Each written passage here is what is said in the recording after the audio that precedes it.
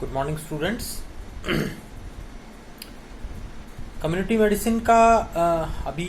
जो करंट हम लोगों का चैप्टर चल रहा है एपिडेमियोलॉजी, उसी एपिडेमियोलॉजी चैप्टर के रेफरेंस में हम लोग आज बात करेंगे। लास्ट लेक्चर में हम लोगों ने एपिडेमियोलॉजी के मेजरमेंट्स के बारे में बात करना स्टार्ट किया था और उसमें मेजरमेंट्स ऑफ मॉर्टेलिटी के बारे में हम लोगों ने बात की थी। तो देखिए, अगर समरी में हम लोग रिव्यू करें टॉपिक को, तो हम एपिडेमियोलॉजी में हम लोग क्या स्टडी करते हैं कि कम्युनिटी के अंदर, सोसाइटी के अंदर जो भी लोग रह रहे हैं उनके बारे में स्टडी करना, उनके कम्युनिटी में जो भी डिजीज स्प्रेड्स हैं उनको स्टडी करना, हेल्थ फैक्टर्स को स्टडी करना, ताकि उसके अकॉर्डिंग कम्युनिटी में जो भी डिजीज होने की पॉसिबिलिटीज़ हैं या जो भी डिजीजेस हो रही हैं उनको किस तरीके से हम लोग फाइंड आउट कर सकें और आगे बढ़ने से रोक सकें, उसके लिए हम इन चीज़ों को स्टडी करते हैं। और उसी के अंदर ही हम लोगों ने बात की थी कि इसमें अलग अलग चीज़ों को हम लोग स्टडी करते हैं ताकि हमें कम्युनिटी का हेल्थ स्टेटस जो है वो ट्रैक आउट हो सके। तो उसके अंदर जैसे मेजरमेंट ऑफ मॉर्टेलिटी में हम लोगों ने बात की कि मॉर्टेलिटी रेट जो है वो जितनी ज़्यादा होगी किसी भी कम्युनिटी की, इसका मतलब वो कम्युनिटी उतनी ही अनहेल्दी है और उतनी ही वहाँ पर डिजीज़ होने की जो प्रोबेबिलिटी है वो उतनी ही वहाँ पर ज़्यादा है। तो मॉर्टेलिटी डाटा हमें कम्युनिटी के हेल्थ स्टेटस से हमें एक आइडिया देता है हेल्थ स्टेटस का, और उसके अकॉर्डिंग हमारे सामने जो मॉर्टेलिटी कंडीशंस हैं, जो मॉर्टेलिटी के कॉजेज़ हैं वो निकल करके आते हैं, और उन्हीं के अकॉर्डिंग हम लोग फिर आगे हम लोग प्लान आउट करते हैं कि हमें किस तरीके से कम्युनिटी को हेल्दी बनाना है, उन डिजीज स्प्रेड्स को किस तरीके से हमें रोकना है। तो ये हम लोगों ने मेजरमेंट ऑफ मॉर्टेलिटी में बात की थी। तो मेजरमेंट्स में जो हमारा नेक्स्ट है वो है मेजरमेंट्स ऑफ मॉर्बिडिटी। ठीक है, तो मॉर्बिडिटी यानी मॉर्बिड कंडीशन। तो कम्युनिटी की मॉर्बिड कंडीशन जो है वो, उसके बारे में जो हम लोग बात करते हैं वो हम लोग बात करते हैं मेजरमेंट्स ऑफ मॉर्बिडिटी के बारे में। तो इसका क्या मतलब है कि कम्युनिटी के अंदर कहीं पर भी किसी भी पर्सन का फिजिकल या मेंटल लेवल पर कहीं डेविएशन हो रहा है अपने नेचुरल हेल्थ स्टेटस से, और उसकी वजह से वो पर्सन अनहेल्दी स्टेटस में जा रहा है, तो हम उसे मॉर्बिड कंडीशन में कहते हैं। तो किसी भी कम्युनिटी के अंदर लोगों के अनहेल्दी होने का रेशो कितना है, कितने लोग अनहेल्दी हो रहे हैं, किस वजह से हो रहे हैं, ये सारा जो कैलकुलेशन या डाटा कलेक्शन हमारे सामने आता है वो निकलता है मेजरमेंट्स ऑफ मॉर्बिडिटी के अंदर। और इसकी ज़रूरत क्यों है, ये हम लोग क्यों इसका मेजरमेंट करते हैं कि जैसे मॉर्टेलिटी के अंदर हम लोगों को डेथ्स जो कम्युनिटी में हो रही हैं उसका डाटा मिलता है, ठीक है ना, उसी तरीके से मॉर्बिडिटी के अंदर कितने लोग बीमार पड़ रहे हैं सोसाइटी में उसका हमें पता लगता है। तो कोई भी कम्युनिटी में अगर ज़्यादा लोगों की बीमार होने की टेंडेंसी होगी तो डेफिनेटली वो सोसाइटी एक अनहेल्दी सोसाइटी कहलाएगी, और जितने ज़्यादा लोगों के अंदर वो स्प्रेड होता जाएगा, बढ़ता जाएगा, तो हमारी सोसाइटी का जो है मॉर्बिड कंडीशन बढ़ेगी, और उसके साथ उसकी वजह से हम लोग जो हमारा जो एक मेन मोटो है कम्युनिटी को हेल्दी बनाए रखने का, वो कहीं ना कहीं एक नेगेटिव ट्रैक पर चला जाएगा। तो मेजरमेंट ऑफ मॉर्बिडिटी में हम लोग डिजीज्ड कंडीशंस के बारे में बात करते हैं कि कम्युनिटी में लोग अनहेल्दी कितने हैं और वो उनका क्या हमारे सामने डाटा है। अभी मेजरमेंट जो है हम लोग मॉर्बिडिटी का क्यों करते हैं,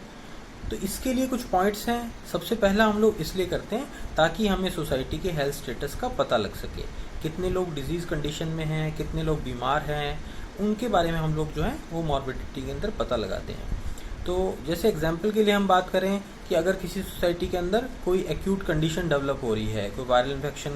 सपोज डेवलप हो गया, या सपोज जैसे हम लोग अभी बात करें तो जो कोविड-19 की प्रेजेंट कंडीशंस है उसमें हम लोग देखते हैं कि लोग उससे इन्फेक्ट हो रहे हैं, इन्फेक्ट होने के बाद में बीमार पड़ रहे हैं लोग, तो वो जितना फैलता जा रहा है वो कम्युनिटी को उतना ही अनहेल्दी कंडीशन में ले जा रहा है या मॉर्बिड कंडीशंस में लेकर के जा रहा है। तो हम लोग इसका मेजरमेंट करते हैं, जैसा हम लोग रोज़ देखते हैं कि हमारे सामने डाटाज आते हैं, ठीक है ना, कि इतने लोग पॉजिटिव आए हैं, इतने लोग जो हैं उनकी डेथ हो रही है, और फर्दर स्क्रीनिंग जो है वो सारी की सारी हो रही है। तो ये सारा एनालिसिस जो है वो इसी का ही पार्ट है, एपिडेमियोलॉजी का ही पार्ट है, कि इसके अंदर हम लोग मॉर्बिड कंडीशंस को असेस करते हैं। जितने केसेस जहाँ पर ज़्यादा होंगे वहाँ पर लोग जितने ज़्यादा इन्फेक्ट होंगे वहाँ की कम्युनिटी उतनी ही अनहेल्दी या मॉर्बिड स्टेट में हमारे सामने रहेगी। तो इसके अंदर सबसे पहली चीज़ हो गई कि सोसाइटी के अंदर जो भी अनहेल्दी कंडीशंस हैं या जो डिजीज़ेज़ हैं उनके बारे में पता लगाया जाता है कि वो किस तरीके से हो रही हैं, कैसे हो रही हैं, क्यों हो रही हैं। फर्स्ट पॉइंट तो ये हो गया। सेकंड पॉइंट क्या हो गया कि जब हम इस चीज़ को मेज़र करते हैं, हमारे सामने डाटा कलेक्शन होता है मॉर्बिडिटी का, तो हम डेफिनेटली उसकी ईटियोलॉजी को भी फाइंड आउट करते हैं कि उसकी ईटियोलॉजी क्या है, किस वजह से हो रहा है। तो जैसे कोविड-19 जो है वो कोरोना वायरस के इन्फेक्शन की वजह से हो रहा है, ये हमें पता लग गया। तो फिर उससे किस तरीके से बचा जाए, उन मेजर्स को जो है हम लोग ऑप्ट करते हैं, उनके ऊपर हम लोग वर्कआउट करते हैं। उससे जो लोग जो इन्फेक्ट हो रहे हैं उनको ठीक करने के लिए जो भी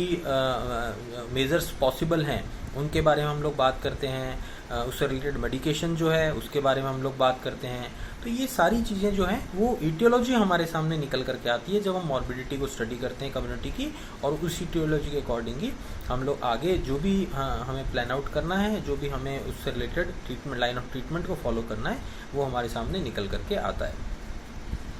देन नंबर 3, जब ये चीज़ें हमारे सामने आती हैं तो ये डेफिनेटली रिसर्च का एक बेस बनती है। ठीक है, कि कम्युनिटी के अंदर जो भी डिजीज़ हो रही हैं, जो भी प्रॉब्लम्स हो रही हैं, उनका वो जो हो रही हैं वो अगर पुरानी हैं तो वो रिकर क्यों हो रही हैं, और अगर नई हुई हैं तो वो कहाँ से हुई हैं, किस तरीके से हुई हैं, कैसे डेवलप हुई हैं, इसके बारे में स्टडी करते हैं। तो ये अपने आप में एक रिसर्च का बेस बनता है, और रिसर्च एक बहुत ही बेसिक और बहुत ही नीडफुल पॉइंट है कम्युनिटी के अंदर इन चीज़ों को स्टडी करने का, और एपिडेमियोलॉजी के अंदर एक डाटा कलेक्शन के लिए। तो जब रिसर्च पॉइंट व्यू से हम बात करें तो हमारे सामने निकल करके आता है मॉर्बिडिटी के अंदर कि इतने लोगों के अंदर डिजीज़ हो रही है, वो किस वजह से हो रही है, उसकी इटियोलॉजिकल फैक्टर क्या है, और उसके अकॉर्डिंग ही फिर उसकी रिसर्च करके फिर उसको किस तरीके से मिनिमाइज़ किया जा सकता है कम्युनिटी में उसके बर्डन को, उसके बारे में प्लान आउट किया जाता है। And the last one point is कि इससे एपिडेमियोलॉजी के इस चीज़ से हम लोगों के सामने एक प्रिवेंशन और एक कंट्रोल की स्ट्रैटेजी जो है वो हम उसके बेसिस पर बना पाते हैं। जब हमें पता लग जाता है कि जो भी लोग हैं वो इन्फेक्ट हो रहे हैं तो किस वजह से हो रहे हैं, किस तरीके से हो रहे हैं, तो हम उनको बचाने के लिए, प्रिवेंशन और कंट्रोल के लिए उस तरीके की स्ट्रैटेजी जो है उसको हम लोग ऑप्ट करते हैं और उसके अकॉर्डिंग हम लोग काम करते हैं। जैसे वही कोविड-19 में या कोरोना इन्फेक्शन में हम लोग देखते हैं कि पर्सन के क्लोज कॉन्टैक्ट में आने से हो सकता है तो हम लोग डिस्टेंस की बात करते हैं। ड्रॉपलेट इन्फेक्शन से होता है तो हम लोग मास्क की बात करते हैं। तो इस तरीके से हम लोगों को जो कॉजेज़ हैं किसी भी इन्फेक्शन के, वो हमें इसके अंदर मॉर्बिडिटी के अंदर जब हम उसकी स्टडी करते हैं तो वो पता लगते हैं, और उसके हिसाब से फिर हम लोग जो भी उससे रिलेटेड प्रिवेंशन के मेजर्स हैं उन्हें हम लोग ऑप्ट करते हैं। ठीक है, तो मेजरमेंट ऑफ मॉर्बिडिटी के अंदर हम लोग मॉर्बिड कंडीशंस को, डिजीज़ कंडीशंस को, डिजीज्ड पर्सन्स को, उनको, उनके बारे में, उन सब चीज़ों को हम लोग स्टडी करते हैं। स्टडी करके फिर अल्टीमेटली हम लोग सोसाइटी के अनहेल्दी होने के कॉजेज़ का पता लगाते हैं, और जब हमें कॉजेज़, इटियोलॉजी का पता चल जाता है तो फिर हम लोग उसके रिसर्च करके उससे रिलेटेड प्रिवेंशन और कंट्रोल के बारे में बात करते हैं। ठीक है, तो ये है मेजरमेंट्स ऑफ मॉर्बिडिटी जिसके बारे में हम लोगों ने बात की। देन इसी के अंदर ही दो पॉइंट्स ऐसे या दो इस तरीके की टर्म्स हैं जो हम लोगों को एपिडेमियोलॉजी के अंदर बार बार हमें देखने को मिलती है या उसके बारे में हम लोगों को सुनने को मिलता है। तो वो दो टर्म्स क्या हैं? एक टर्म है इंसिडेंस। ठीक है ना, जब भी हम किसी डिजीज़ की होने की बात करते हैं, कोई भी बीमारी होती है तो उसके बारे में हम लोग दो पॉइंट्स के या दो टर्म्स हमारे सामने आती है। एक तो आता है इंसिडेंस, एक आता है प्रिवलेंस। ठीक है, तो हम लोग जैसे बात करते हैं ना कि इस डिजीज़ के होने का इंसिडेंस क्या है। ठीक है ना, इंसिडेंस का मतलब क्या होता है कि कोई भी कम्युनिटी के अंदर पर्टिकुलरली एक टाइम के अंदर कितने नए केसेस डेवलप होते हैं उसे हम लोग कहते हैं इंसिडेंस। ठीक है, the occurrence of new cases in a community in a particular geographic condition in a particular time period that is called as incidence. तो एक पर्टिकुलर एरिया के अंदर एक पर्टिकुलर टाइम के दौरान कितने नए केसेस हमारे सामने निकल करके आए, उसको जब हम मेज़र करते हैं तो वो कहलाता है इंसिडेंस ऑफ डिजीज़। ठीक है, इसको एक एग्जांपल से समझते हैं कि जैसे हम लोग हमारे बीकानेर की अगर हम बात करते हैं तो बीकानेर के अंदर अभी जैसे कोविड-19 का इन्फेक्शन जो हमारे सामने है प्रेजेंट सिनेरियो के अंदर, तो यहाँ पर हमारे सामने नए केसेस कितने निकल रहे हैं। ठीक है ना, जोग्राफिक कंडीशन हो गई बीकानेर, पर्टिकुलरली टाइम क्या हो गया कि इन पिछले 4 महीनों के अंदर, या हम लोग डेली बेसिस पर हम किस तरीके का हम लोग एक डाटा कलेक्शन करते हैं उस पर डिपेंड करता है। तो हम पिछले 1 महीने का करते हैं तो 1 महीने में कितने केसेस हुए, या 4 महीने में कितने केसेस हुए, या पिछले 1 वीक में कितने केसेस हुए, तो कितने नए केसेस हमारे सामने निकल करके आए हैं, इससे हम कहते हैं इंसिडेंस। तो ये कहलाएगा कि incidence of disease is higher if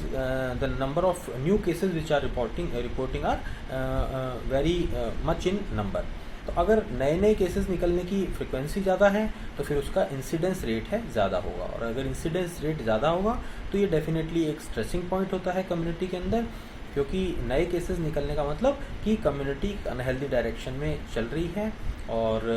उससे रिलेटेड जो भी मेजर्स हम लोग ऑप्ट कर रहे हैं वो उतने सफिशिएंट नहीं हैं, या वो पूरा वहाँ पर उस चीज़ को वर्कआउट नहीं कर पा रहे हैं। तो ये है incidence of disease. Then number 2 term is prevalence. अब प्रिवलेंस क्या होता है? प्रिवलेंस यानी किसी भी इन्फेक्शन का या किसी भी डिजीज़ का फैलाव, वो कितनी फैली हुई है वहाँ पर। इंसिडेंस का मतलब तो हो गया अकरेंस, यानी कितनी कौन सी डिजीज़ नई आ रही है वहाँ पर, डेवलप हो रही है, डेवलपमेंट से रिलेटेड हो गया। और प्रिवलेंस का मतलब हो गया फैलाव से रिलेटेड, कि स्प्रेड कितनी हो रखी है वो। तो प्रिवलेंस हम लोग किस तरीके से मेजर करते हैं? प्रिवलेंस में हम लोग लेते हैं number of old and new cases both, ठीक है ना। पुराने केसेस कितने हैं, नए केसेस कितने हैं, और दोनों को मिलाकर के टोटल डाटा कलेक्शन जो हमारे सामने निकल करके आता है उसे हम लोग कहते हैं प्रिवलेंस ऑफ डिजीज़। तो जब हम लोग किसी भी डिजीज़ के बारे में बात कर रहे हैं तो उसकी दोनों ही जो हम लोग केसेस देख रहे हैं कि पुराने केसेस इस ड्यूरेशन के अंदर कितने थे, ठीक है ना, नए केसेस कितने रिपोर्ट हो रहे हैं, तो इन दोनों को मिला करके हमारे सामने प्रिवलेंस निकल करके आती है। और डेफिनेटली जब हम देखते हैं कि डिजीज़ की जो है वो इंसिडेंस ज़्यादा है, उस कंडीशन में हम लोग देखेंगे कि डेफिनेटली प्रिवलेंस पर भी इफेक्ट आएगा, क्योंकि दोनों का ही कॉम्बिनेशन है, प्रिवलेंस पुराने और नए केसेस का। तो अगर पुराने केसेस हैं वो जितने हमारे सामने लिमिटेड हो गए हैं, बट नए केसेस नए नए निकलते रहेंगे, तो इंसिडेंस को तो बढ़ाएंगे बढ़ाएंगे, बट साथ ही वो प्रिवलेंस को भी इंक्रीज करेंगे। तो प्रिवलेंस के अंदर हम लोग नए और पुराने दोनों ही केसेस को हम लोग लेकर के चलते हैं कि दोनों केसेस जो हैं वो कम्युनिटी के अंदर कितने हैं, और उनका डाटा कलेक्शन हमारे सामने आता है। और ये हम लोग क्यों करते हैं? हम लोग प्रिवलेंस के अंदर नए और पुराने केसेस क्यों लेते हैं? ताकि हमारे सामने एक डाटाबेस निकल करके आता है जो बताता है कि इस पर्टिकुलर टाइम के अंदर जो पहले केसेस थे वो इस रेट से निकल रहे थे, और जो नए केसेस हैं वो अब इस रेट से निकल रहे हैं। तो इसके अंदर जैसे हम लोगों को पता लगता है कि नए केसेस निकलने की फ्रिक्वेंसी कम हो गई, तो डेफिनेटली वो धीरे धीरे करके प्रिवलेंस को भी कम करेगी, क्योंकि नए अगर कम निकल रहे हैं केसेस, तो इसका मतलब वो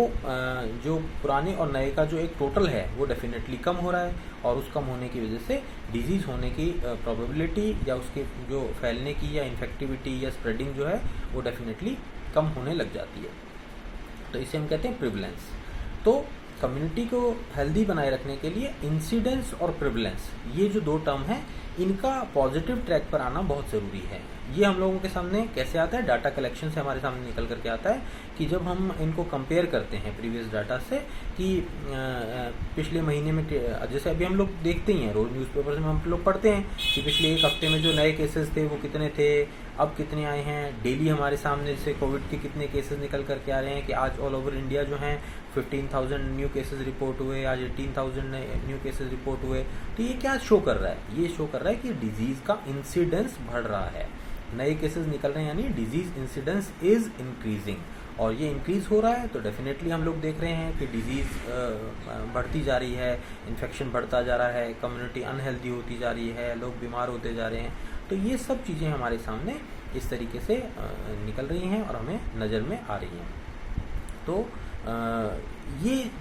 जो एपिडेमियोलॉजी का बेसिक एक ऑब्जेक्ट होता है कि हम जो भी कम्युनिटी के अंदर डिजीज़ या इन्फेक्शंस जो चल रहे हैं या नए नए डेवलप हो रहे हैं, उनके हम लोग इंसिडेंस, प्रिवलेंस, मॉर्बिडिटी, मॉर्टिलिटी, इन सब चीज़ों को हम लोग मेज़र करें, और उनको मेज़र करने के बाद में हम लोगों के सामने एक एक्चुअल जो डाटाज़ हैं वो हमारे सामने आते हैं, फैक्ट शीट है वो हमारे सामने आती है कि कम्युनिटी में जो भी डिजीज़ हैं वो कितनी हैं, कितने फैल रही हैं, कितने फास्टली जो हैं वो ग्रो कर रही हैं, और हम लोग जो भी मेज़रमेंट्स उसके लिए काम में ले रहे हैं, उसको ट्रीट करने के लिए, प्रिवेंट करने के लिए, वो कितने सही तरीके से काम कर रहे हैं या नहीं कर रहे हैं। क्योंकि जब हम देखते हैं कि अगर वो कम होंगे केसेस तो डेफिनेटली जो प्रिवेंटिव मेजर्स जो हैं पॉजिटिव वे में वर्क कर रहे हैं। बट अगर केसेस नए नए निकलते रहेंगे तो इसका मतलब जो भी मेजर्स हम लोग ऑप्ट कर रहे हैं प्रिवेंटिव मेजर्स वो अपने आप में सफिशिएंट नहीं है, हमें एक्स्ट्रा एफर्ट की ज़रूरत है, हमें नए तरीके से उन चीज़ों को रूल आउट करने की ज़रूरत है। तो ये हम लोगों ने आज हम लोगों ने मॉर्बिडिटी के बारे में, इंसिडेंस प्रिवलेंस के बारे में हम लोगों ने बात की एपिडेमियोलॉजी में। नेक्स्ट लेक्चर में लोगों का होगा वो होगा एपिडेमियोलॉजिकल मेथड, यानी ये जो बात हम कर रहे हैं कि डाटा कलेक्शन करना है, हमें इस तरीके से जो केसेस की जो डिटेल है वो हमें लेनी है, तो ये स्टडी किस तरीके से होती है, एपिडेमियोलॉजी को स्टडी करने के मेथड्स क्या हैं, उसके बारे में हम लोग नेक्स्ट लेक्चर में बात करेंगे। Thank you.